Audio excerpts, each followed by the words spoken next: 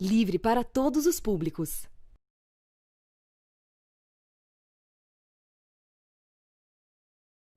Olá! Governar para si mesmo parece ser prática comum de Bolsonaro. Ele, que já tentou impedir investigações sobre o filho Flávio, se favorece da prática ilegal de nepotismo e permite que seja adotada por todo o governo. Falaremos sobre isso em nossa reportagem hoje. Na entrevista central, contamos com a participação da economista Esther Dweck, que avalia as propostas de Paulo Guedes para uma reforma tributária. A Central do Brasil começa agora.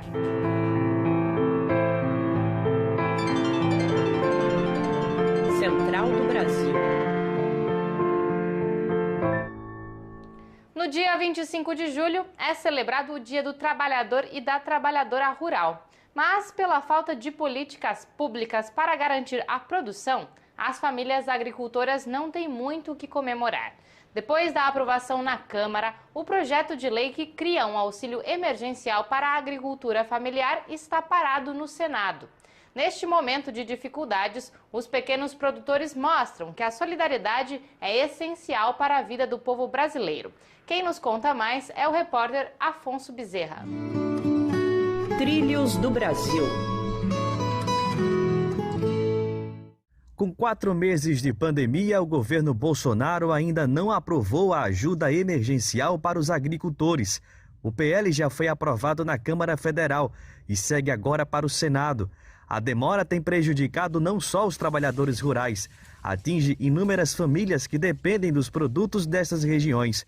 Mesmo sem a ajuda do governo, eles têm tocado a produção e ainda se empenham em campanhas de solidariedade, como explica o dirigente estadual do MST no Rio Grande do Sul, Chiru Silva. Essa ação, que está sendo feita de solidariedade, que é uma solidariedade ativa, ela é uma ação de trabalhador para trabalhador. Então, isso tem um outro significado, que é o trabalhador da cidade recebendo um produto direto de um trabalhador do campo. Então, isso se recoloca mais do que nunca nessa necessidade de uma reforma agrária popular.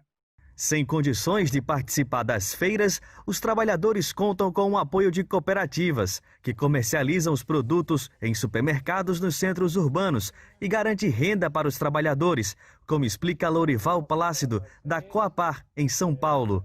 A dificuldade a demora em aprovação de um programa de governo que permita os agricultores comercializar e poder vender e gerar renda nesse período de pandemia, mas mesmo assim, então, a cooperativa continua atuando, continuou captando, continuou prestando seu trabalho de assessoria, de assistência aos cooperados. Uma atividade similar compartilhada pela engenheira agrônoma da Copirecê, na Bahia, Zene Vieira. A cooperativa tem atingido recorde de produção de milho não transgênico e apoiado diversas famílias no interior do estado.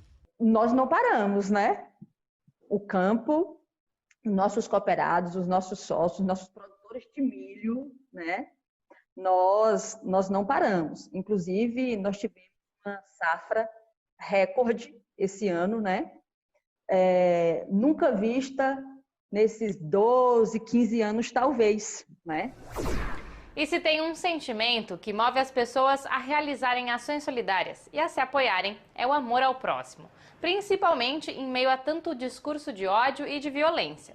E o amor é o tema da Parada Cultural de hoje. Vamos conhecer a sugestão do historiador Ivan Lima. Parada Cultural. Hoje eu trouxe para vocês a dica de um álbum que eu ouvi muito nessa quarentena, que é o disco O Amor é o Ato Revolucionário. É um disco lançado pelo cantor e compositor paraibano Chico César, no ano passado, em 2019. Um disco que traz vários elementos associados ao momento político, de cerceamento da liberdade, por exemplo, mas também de resistência da população brasileira, um momento essencial também de multiplicação do amor e da união entre as pessoas que buscam um mundo mais justo, um mundo melhor, um mundo mais democrático. Então, esse disco me fez muito bem ao longo da quarentena, me fez pensar em vários exercícios reflexivos para um Brasil melhor, e é assim que, com certeza, o Chico César nos permeia de esperança. Enquanto algumas famílias ficam sem acessar os seus direitos, como os agricultores, outras estão contando com regalias e privilégios. Muitos familiares de generais empregados no governo vêm sendo nomeados para cargos em gabinetes e órgãos públicos. Mas no Brasil, o favorecimento de parentes para estes cargos é considerado nepotismo. Mesmo ilegal, a prática tem sido amplamente usada. Camila Piacese tem as informações. A lista de nepotismo no governo Bolsonaro é extensa. Este mês, por exemplo, a filha do general Braga Neto, Isabela Braga Neto, foi nomeada para ocupar um cargo com salário de mais de R$13 mil por mês na Agência Nacional de Saúde Suplementar, a ANS. O mandatário também nomeou em cargo de confiança no Ministério dos Direitos Humanos Adriana Vilas Boas, filha do general Vilas Boas, e Antônio Hamilton Mourão, filho do vice-presidente, general Mourão, foi promovido pela segunda vez em 2 anos no Banco do Brasil. O professor titular da Universidade do Paraná, Ricardo Costa de Oliveira, investigou Jair Bolsonaro e seus filhos e constatou que houve mais de 100 nomes nomeados em seus gabinetes ligados à família de parlamentares. A pesquisa analisa dados desde quando Bolsonaro era deputado federal e o Flávio era deputado estadual do Rio de Janeiro. Dessas 100, havia muitas famílias com conexões de parentesco ao longo de décadas de atuação parlamentar, como as famílias dos ex-policiais militares, o Queiroz, o Nóbrega, ex-parentes das ex-esposas do Jair Bolsonaro, de modo que era uma rede de nepotismo na assessoria parlamentar da família Bolsonaro. Bolsonaro parece naturalizar a prática ilegal de nepotismo e para o ex-presidente da Comissão de Ética Pública da Presidência da República, Mauro Menezes, isso revela que o presidente Jair Bolsonaro governa em torno do seu interesse pessoal. Isso revela uma grave distorção, uma violação do princípio constitucional da impessoalidade, que preconiza o devido discernimento entre o interesse público e os interesses particulares. Trata-se de uma prática predatória que termina por contaminar a cultura de serviço público das instâncias dos poderes civil e militar da nossa República. Apesar de atuarem para si mesmos, o governo Bolsonaro não conseguiu abocanhar metade dos recursos do Fundo de Manutenção e Desenvolvimento da Educação Básica e Valorização dos Profissionais da Educação, o Fundeb. Com apenas 7 votos contrários, depois de 5 anos em espera, a aprovação do Fundeb na Câmara dos Deputados é considerada uma vitória para a educação brasileira. O texto que segue para o Senado prevê um aumento de 23% da complementação do Fundeb pela União em 6 anos. Um dos interesses de Paulo Guedes, ministro da Economia, na aprovação do Fundeb era o de sequestrar parte dos recursos da educação para o Renda Brasil, mas ele não conseguiu. Na entrevista central de hoje, Jonatas Campos conversou com a economista Esther Dweck sobre as escolhas econômicas de Paulo Guedes, como a proposta de reforma tributária entregue ao Congresso Nacional na terça-feira. Vamos acompanhar. Entrevista Central. Olá a todos e todas que acompanham a Central do Brasil. Hoje vamos entrevistar a Esther Dweck. Ela é professora de Economia da UFRJ, já foi secretária de Orçamento do Ministério do Planejamento do governo Dilma e vai falar conosco sobre economia. O ministro Paulo Guedes apresentou um esboço de reforma tributária. Muito se fala de uma nova CPMF, mas, de fato, quais são os pontos mais críticos dessa reforma? Eles dizem que tem 4 etapas, 5 etapas, etc., mas eles apresentaram realmente uma coisa muito pequena, que está muito ligada a uma mudança no PIS/COFINS, que é um imposto federal, para simplificar esse imposto. E só, né? Nem junto à discussão dos impostos estaduais e dos impostos municipais, que tem uma série de problemas, que nem isso eles estavam propondo. E eles não enfrentam, apesar de estar lá no PowerPoint dizendo que existe esse problema, eles não enfrentam o grande problema do sistema tributário brasileiro, que é que os mais ricos não pagam impostos. Né? Isso eles não enfrentam, eles dizem que vão enfrentar mais à frente, mas eles propõem uma coisa que é de onerar um pouco a pessoa física, mas desonerar a pessoa jurídica. Não é ruim, mas é simplesmente uma intenção, eles não fazem isso. E justamente as coisas mais importantes que estão numa proposta de reforma solidária, né, de reforma tributária solidária apresentada pela oposição, nada disso está coberto por esses pontos da reforma apresentada pelo Bolsonaro. E a única proposta que eles fazem de ampliação não está nesse projeto, mas que eles anunciam, como você falou, essa ideia da CPMF, que é um péssimo imposto, né, quando na verdade a gente deveria fazer um imposto que cobre só os mais ricos, né, e não uma CPMF que pega a população toda, qualquer pessoa que faça transação bancária, né, independente da sua renda.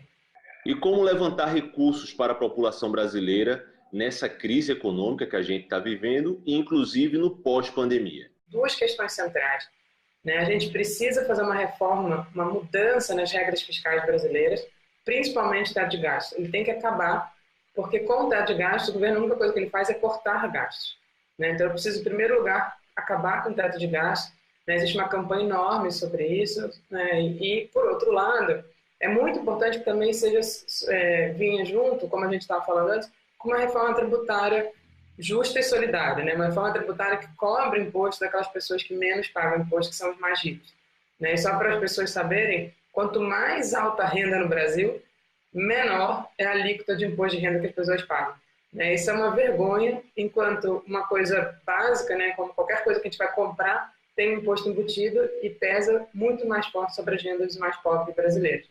Então, realmente, a gente precisa reformar as regras fiscais, acabar com o teto de gastos e fazer uma reforma tributária cobrando de quem não paga, né? Cobrando dos mais ricos no Brasil. Você pode também nos explicar como manter direitos constitucionais em um governo em que há um teto de gastos? O teto de gastos, né? Eu vou até começar por esse ponto. Ele foi uma tentativa de implodir a Constituição naquilo que ela tem de mais sagrado, né? Mais importante, que é justamente os direitos sociais. E a ideia do teto de gastos, na verdade, é um teto declinante, né? A gente vai reduzindo o gasto que o governo faz por pessoa ao longo do tempo, dado que o gasto não acompanha nem o crescimento populacional brasileiro. É por isso que a gente tem visto sequências de cortes, né? Nos últimos 3 anos já houve cortes enormes em diversas áreas, e justamente o governo Bolsonaro queria fazer uma outra adendo na Constituição para consolidar essa redução de direitos. Ano passado eles mandaram uma PEC propondo mudar justamente o artigo 6º, que é o artigo que define quais são os direitos constitucionais do cidadão brasileiro, e botar que esses direitos estariam condicionados aos recursos fiscais, né? E, nesse sentido, poder cortar o que fosse necessário sem ter que garantir o que está proposto na Constituição. Professora, ontem o Fundeb foi aprovado da forma que o movimento da educação negociou com o Congresso Nacional. Mas o governo Bolsonaro tentou emendar o Fundeb com um projeto chamado Projeto Renda Brasil.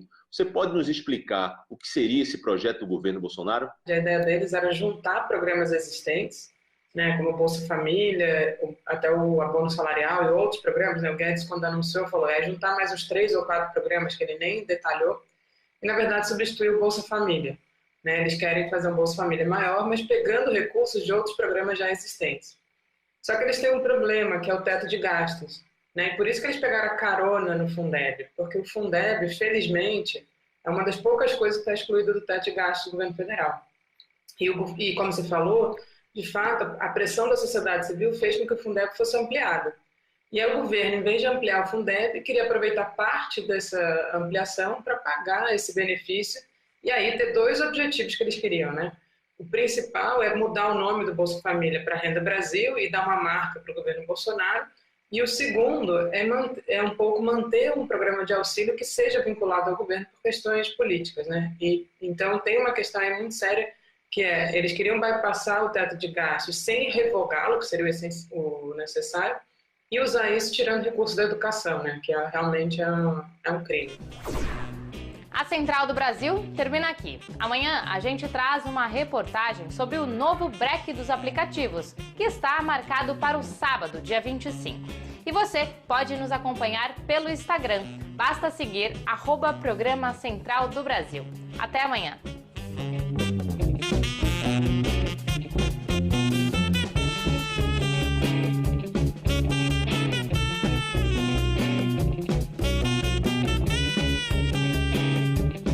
Central do Brasil, a rede de comunicação dos movimentos populares.